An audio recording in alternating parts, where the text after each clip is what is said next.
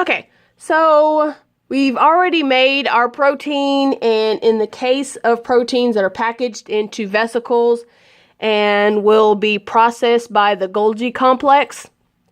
So here's our rough endoplasmic reticulum with the ribosomes on the surface where our proteins were made. Those proteins are fed into the rough endoplasmic reticulum, and then a vesicle buds off our rough ER. So it's kind of like its own membrane to package the proteins. Those proteins are then sent to the Golgi complex where these packages or vesicles will merge with the membrane of the Golgi complex. Then those proteins will migrate through the Golgi complex to receive carbohydrate chains on them to have additional remodeling to your protein. And then eventually, once that protein has been finished processing, then it will be repackaged into a vesicle and bud off from the Golgi complex. Some of them will release proteins out of the cell, so this vesicle will merge with the plasma membrane on the outside of the cell, so our cell membrane, or the vesicle will merge with the plasma membrane, and for example, in the case of transmembrane proteins, help to put that protein in that location. So once it opens up into that plasma membrane, and then that protein stuck just in that location.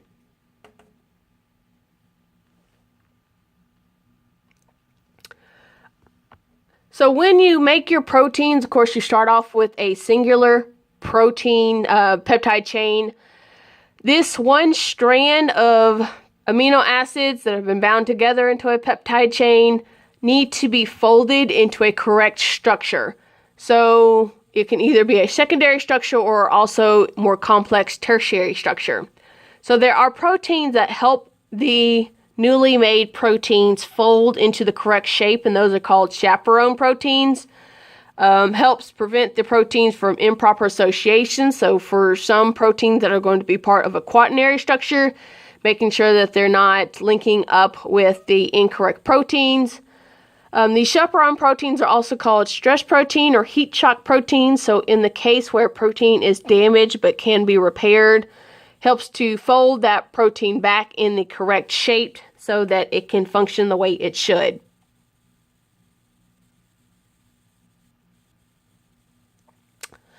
So continuing with our protein processes, so some proteins that don't need to be made into a vesicle or is packaged into a vesicle are made on free ribosomes in the cytosol. For those that have to be packaged, they have to be made on ribosomes that are docked to the rough endoplasmic reticulum. And as the amino acid is being made, that growing peptide, as the peptide chain is being made, it's fed into the endoplasmic reticulum where it can be packaged into a vesicle.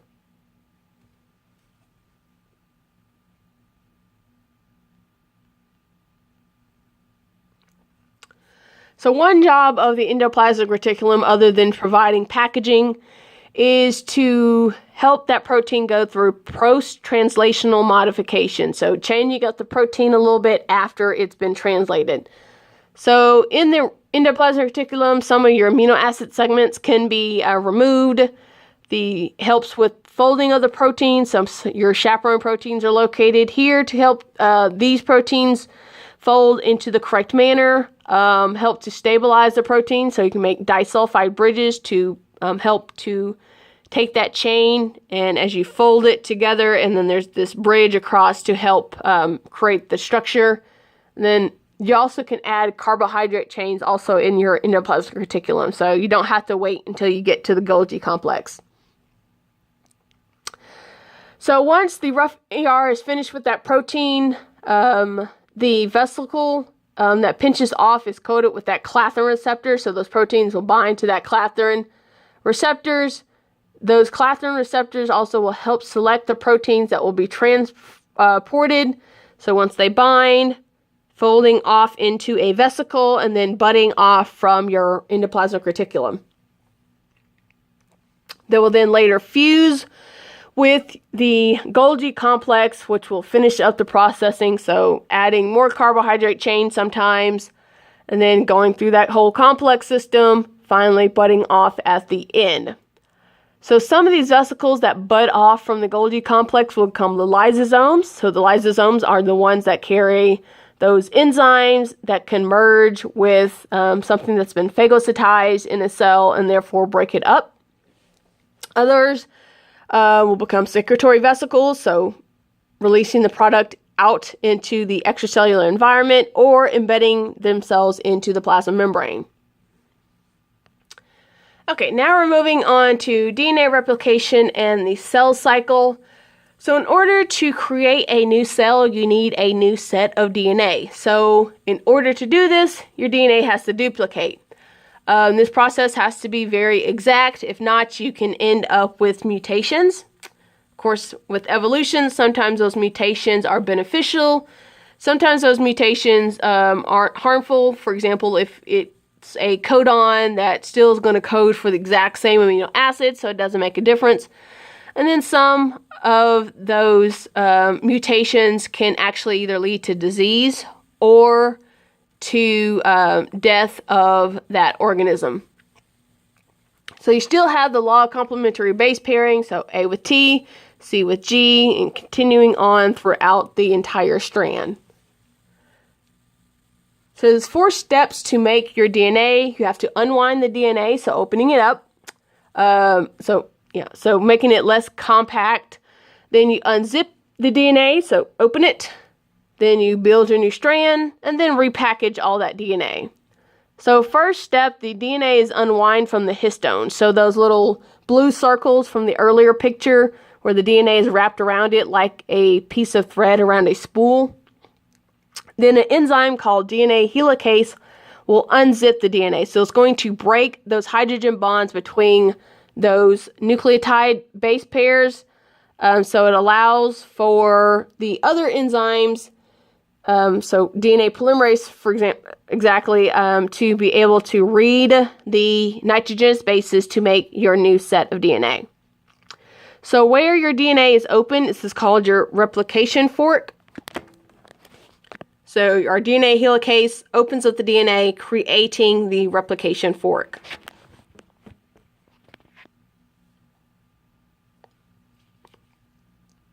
Okay, next step, the DNA polymerase enzyme will build your new strand of DNA. So with DNA polymerase, because of the shape of it, it goes in 2 different directions to copy your DNA. You don't have to know this, at least for this class. It goes from 3' to 5' direction on the DNA molecule. So it's just location of the molecule structure. So you'll have one polymerase going in one direction. The other polymerase is going in the opposite direction.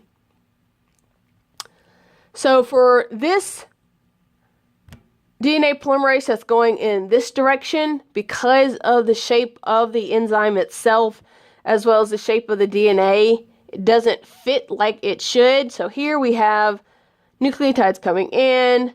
This is our strand that we're reading, and we're still able to easily make our new set of DNA. So all our little holes and entrances and exits are used the way they should. Here on the bottom strand, see, it's not working the way it should, so it kind of starts doing it for a little bit, and then it can only go so far. So that causes gaps in the replication. So in order to fill in the gaps, there's another enzyme that works on the DNA called DNA ligase. This ligase will come through and put nucleotides to pair them up with the bits of DNA that is not does not have a paired nucleotide. So if you remember from biology from high school, these little segments that are new are called your Okazaki fragments. And so those are joined together by the DNA ligase. So eventually your DNA polymerase is going to build a complete new DNA strand, and it does so in a process called semi-conservative replication.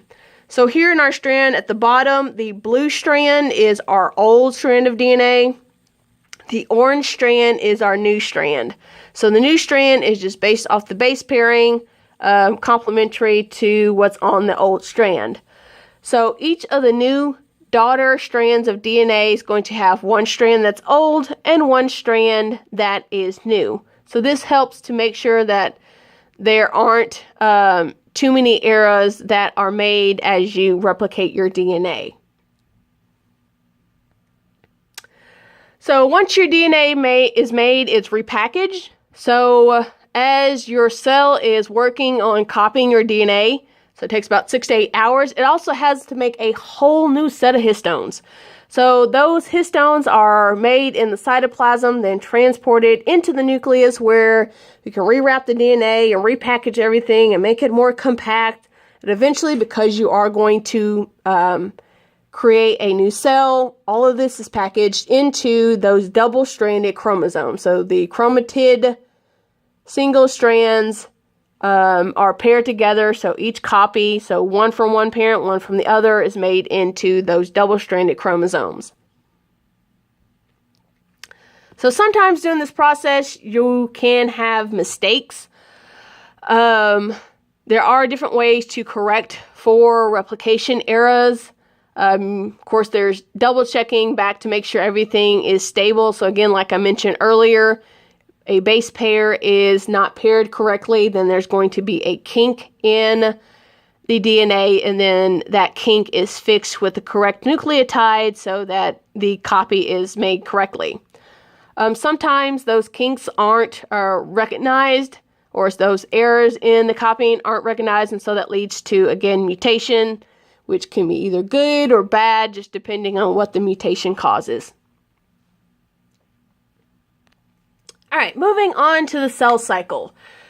So your cells have a normal pattern of being, in a sense, born, growing, and then eventually going to divide into a new cell. So there's two major sections to the cell cycle. So here in green, we have interphase. So this is where our new cell has been born, it grows, and then goes through the process of preparing to divide into a new cell. So once it's ready to divide into a new cell, there's a new phase called the mitotic phase or mitosis, where cell actually divides into a new phase, into two new daughter cells. So the first part during interphase, you have 3 phases for it. You have G1, which is your first growth phase. And that's just your normal cell becoming larger, forming its normal task. If your cell is going to move on to divide into a new cell, then it moves into the next phase, which is S phase. S phase is where your DNA is duplicated. Then, after your DNA is duplicated, you go to the last phase for interphase, which is G2, where your cell becomes larger, so you make more cytosol, you make more organelles. If there's any errors that happen during DNA replication, then those errors are fixed during this phase so that you have not only enough material to split into 2 cells, but also the correct genetic material to split into 2 cells. So once you're ready to split into 2 cells, you move on to M phase, or the mitotic phase, also known as mitosis, where your cell is going to actually split. So there's multiple phases in mitosis. You have prophase, metaphase, anaphase, telophase, and then the last phase, which is not really a phase, but your final part of division, is your cytokinesis. So see here where a little bit of this is orange. So your cytokinesis starts a little bit during anaphase and then finally pinching off to form your 2 new daughter phase. Sometimes instead of going into the mitotic phase, some cells will stop at the G0. So instead of preparing to divide into a new cell, they will cease dividing for a long time and just stay in this phase to go through just normal functioning, or they may permanently never go through the whole process to be able to divide into a new cell. So how long the different phases last depends on the cell, and so that can actually vary between different cell types. So the process of mitosis is to make two genetically identical daughter cells. So again, going to duplicate that DNA, make sure you're fixing the arrows, and then split everything into your two cells. So the functions of mitosis is, again, for development, so going from one fertilized egg to in an adult having roughly 5 trillion cells.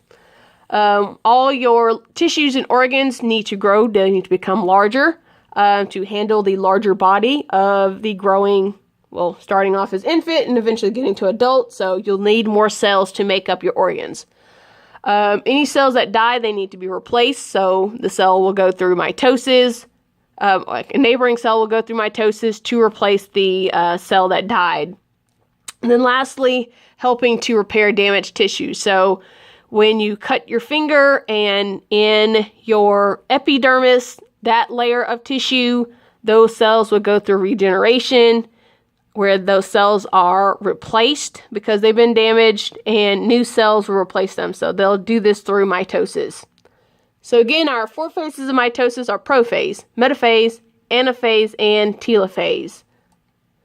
So our first phase of prophase is where our genetic material is condensed into our double-stranded chromosomes. So that, again, this is the first phase where we can actually see the genetic material under a light microscope. The nuclear envelope around the nucleus disintegrates, allowing for everything to be open so that as you start splitting everything into 2 cells, you have access to all your components. Another thing that starts to happen are your centrioles will sprout what's called spindle fibers. So here to start making the scaffold for allowing for everything to be separated into your 2 different cells. So your next phase is metaphase. In this phase, easily see all of your chromosomes aligned on what's called the equator, or the middle part of the cell, so they're all in a line. During this phase, your mitotic spindle, so our centrioles with the spindle fibers, is fully formed with all of these fibers across the cell, also radiating off this aster, this little star section here. So that you have your scaffold for moving all your cell parts, so your organelles and your genetic material, into the 2 new daughter cells. Next phase is, this is combined one, so prophase and metaphase on one slide. So next phase is anaphase. So during this time, there's an enzyme that will break apart those chromosomes. So split our X-shaped chromosome. No, let's do it this way. Nope, that doesn't work.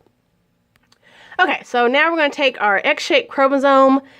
Again, one side is one copy of that part of the DNA. The other side is the other copy of that part of the DNA. This X-shaped double-stranded chromosome is split down the middle. And here in the middle where that protein plaque was, these motor proteins will bind to those kinetochores and pull each part of the DNA to your different sides. And those motor proteins will crawl along the spindle fiber to drag the protein to the 2 different sides. So helping to separate the genetic material into your 2 new daughter cells. During this process, you're actually starting a little bit of cytokinesis to, again, separate also your organelles. This is where it'll start happening and then finally finish off after the end of telophase. So telophase is your last phase of mitosis, where the rough endoplasmic reticulum makes a new nuclear envelope, so surrounding your separated chromosomes. The chromosomes then start to uncoil, so you're going to lose the ability to see these chromosomes in under light microscope. So this is where they're still compacted together, but they're going to unwind and go back into being chromatin. The mitotic spindle will disintegrate because you no longer need that structure. Each of the nucleus will form the nucleoli, so that central portion nucleolus where your ribosomes are made. So creating your nucleus, making sure that it's fully formed. Your cytokinesis continues to separate out your cytosol into your two new daughter cells. Here's both of those together. Her anaphase and telophase. Then finally, finishing off is cytokinesis. So this is where your cytoplasm is fully divided into your two cells. Your plasma membrane pinches off. So once you're finishing off your mitosis, the cleavage furrow forms. So just like cleavage between a pair of breasts. This is pinched off and then separated into our two new cells. So for those that are in my on-campus class, the pictures that are used in this PowerPoint are the ones you'll identify the different stages of mitosis on the exam. So cytokinesis here. Here's our anaphase and our telophase. And our prophase and our metaphase. So think PMAT, P-M-A-T for our different stages of mitosis. So prophase are all in the center here. So one clump of cells. Metaphase are all along the line in the center. And again, yes, you'll be using the real pictures, not the cute little cartoons. Moving on to anaphase, where they're being split apart. So being drug apart to your two new daughter cells. Telophase, where your chromosomes are now more split apart and your cleavage furrow is starting to form. And then your final phase, your cytokinesis, where this has been divided out. Okay, so reasons for cell division. Come on, there we go. So the cells only will divide when there's enough cytoplasm. So enough cytosol as well as the organelles in order to create two different daughter cells. They only can divide once they've replicated the DNA. So you have to have all your set of DNA for both daughter cells. There has to be adequate supply of nutrients. So if you remember from, I think it was chapter 3, talking about every cell having that cilia antenna. So the antenna tells the cells, hey, there's enough nutrients, or no, there's enough nutrients, so no, you can't divide. You need to have enough nutrients in order to feed both of those daughter cells. Cells also are divided when they're stimulated with growth factors. So these are signals by the body to encourage growth. And lastly, when a neighboring cell dies, there's space for a new cell, and so a new daughter cell can take up that empty space. Cells will stop dividing when they contact neighboring cells, so there's no more space to go. There's no growth factors, so not giving the signal to grow. As well as, for example, if there's not enough nutrients, they'll also stop dividing. So that's it for Chapter 4. So again, go through that study guide using the information just from the PowerPoints to answer those questions on the study guide so that you can do well on Exam 1. Bye.